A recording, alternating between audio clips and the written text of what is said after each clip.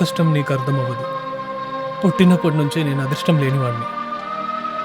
నాకు అసలు కలలు కనే హక్కే లేదు. నేను 2 సంవత్సరాల వయసులో ఉన్నప్పుడే నాన్న చనిపోయారు, ఒక లారీ యాక్సిడెంట్లో. అమ్మ మరియు నేను ఇద్దరమే. పేదరికం మరియు కష్టాల మధ్య మేము బ్రతికాము. మనసులో జీవితాన్ని తలుచుకుంటేనే భయం ఉండేది. అమ్మకు సంగీతం బాగా తెలుసు. చిన్నపిల్లలకు సంగీతం నేర్పించుకుంటూ అమ్మ నన్ను పెంచింది. నేను చదువుకొని పెరిగిన ఆ రోజులని అస్సలు మర్చిపోలేను. ఫీజు కట్టడం కోసం డబ్బులకి చాలా కష్టపడేవాళ్ళం.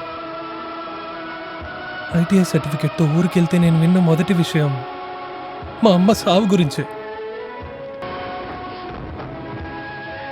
తర్వాత ఒక ఉద్యోగం కోసం వెతికాను.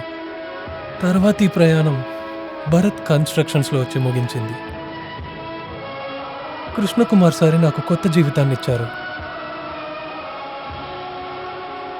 దాన్ని నేను ఎప్పుడు మర్చిపోలేను. ఎన్ని రోజులు ఈ ఊర్లో ఉన్న జ్ఞాపకాలు మాత్రమే నాకు సొంతం. నీకు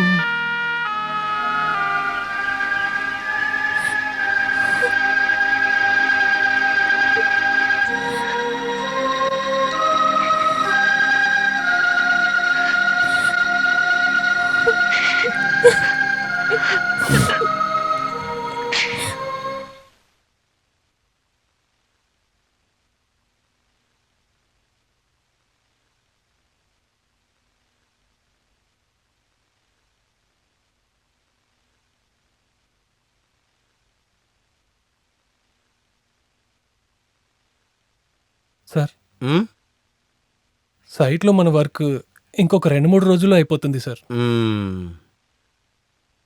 యూనిట్ని శుక్రవారానికి షిఫ్ట్ చేయండి. రేపటి నుంచి కొన్ని రోజుల వరకు నాకు లీవ్ దొరికితే కొంచెం బాగుంటుంది. విషయం ఏంటి? మా మామయ్యకి ఆరోగ్యం బాగలేకుండా పోయింది. కుమార్, నా ఎంగేజ్మెంట్ అయిపోయాక నువ్వు బయలుదేరచ్చు కదా. అదేం వద్దులే సార్, కండిషన్ చాలా సీరియస్గా ఉందంట. నువ్వు నాతో పాటు ఉంటావని నేను ఎదురు చూశాను. ఇప్పుడు నిశ్చితార్థమే కదా సార్. పెళ్ళప్పుడు అన్ని పనులు చేయాల్సిన బాధ్యత నేనే తీసుకుంటాను. అలాగంటే నీ ఇష్టమే.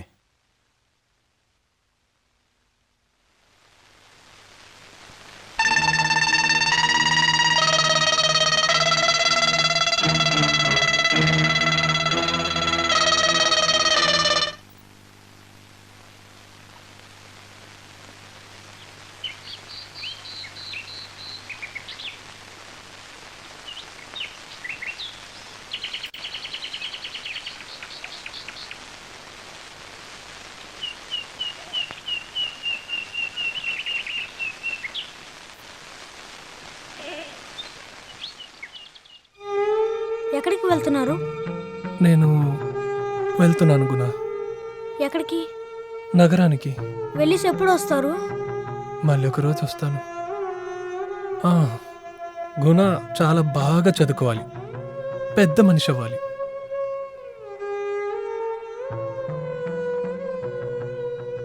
ఇది నువ్వు ఉంచుకో. 6 గంటల బోట్లో నేను వెళ్తున్నాను. మీనా అక్క దగ్గరే వెళ్తాను చెప్పారా? అది నువ్వే చెప్పు.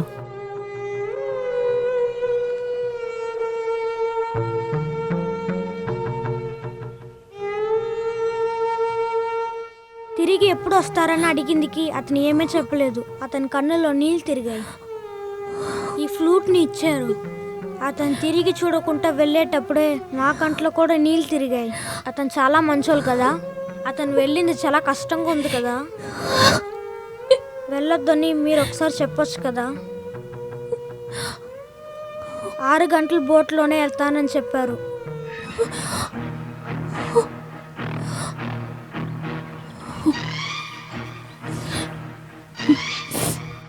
పద వెళ్దాం.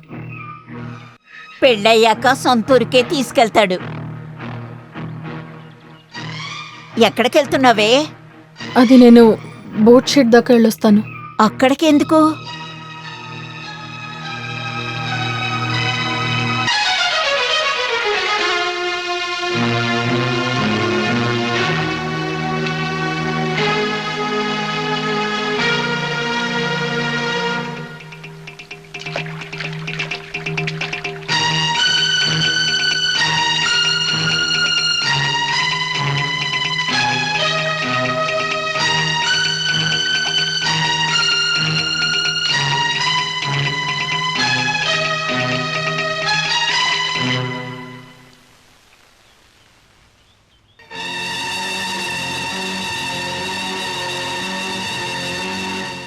ఎవరికి భయపడి ఇలా పారిపోతున్నావు? రా.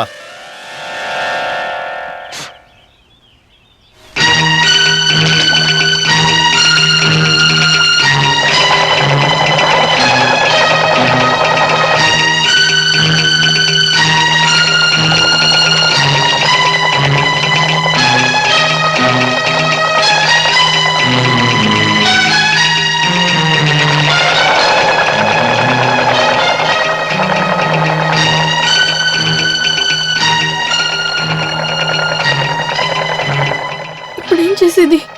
బోట్ వెళ్ళిపోయింది. మనం కావాలంటే పక్కూరు బోట్ షెడ్కి వెళ్దామా?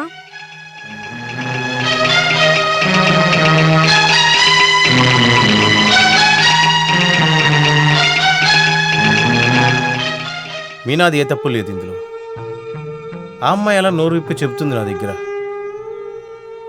కానీ నువ్వు నా దగ్గర చెప్పుండొచ్చు కదా. అది కాదు సార్, నేనేమనుకున్నానంటే ప్రేమకు సంబంధించిన విషయంలో సారీ మాత్రం ఎన్నడూ చెప్పకూడదు. ఒక చిన్న తప్పు చేసినా కూడా జీవితాలే నాశనం అయిపోతాయి. ఇక్కడ చూడు, ప్రేమించాలంటే మనసు మాత్రమే కాదు, దానికి ధైర్యం కూడా కావాలి. లెక్కలు వేసి ప్లాన్లు వేసే ఒక ఇంజనీర్ని మాత్రమే కదా నువ్వు అనుకుంటున్నావు. అదేంటంటే నేను పనిపించిన దానికి నువ్వు చూపించే కృతజ్ఞత. ఇప్పుడు దీని గురించి మాట్లాడే ప్రయోజనం లేదు. నీకు నా మనసు అర్థం కాలేదు. నీకు మాత్రమే కాదు, అందరికీ. సార్, ఎవరికి ఎవరనేది ఎప్పుడో ఆ భగవంతుడు రాసేశాడు. దానికంటే ఒక అదృష్టం కావాలి. నువ్వు నాలా కాదు, నువ్వు అదృష్టవంతుడివి. ఇదేం త్యాగం అనుకోమాక, ఇదే ఒక ప్రాక్టికల్ సొల్యూషన్. ప్రేమని పొందలేని ఒక అన్లకి లివ్ ఇట్. నేను అన్నిటినీ బలరామన్ సార్ దగ్గర చెప్పేశాను. స్టార్టింగ్లో ఆయన ఒప్పుకోలేదు, కానీ నేను కన్విన్స్ చేశాను మాట్లాడి. Anyway, wish you all the very best.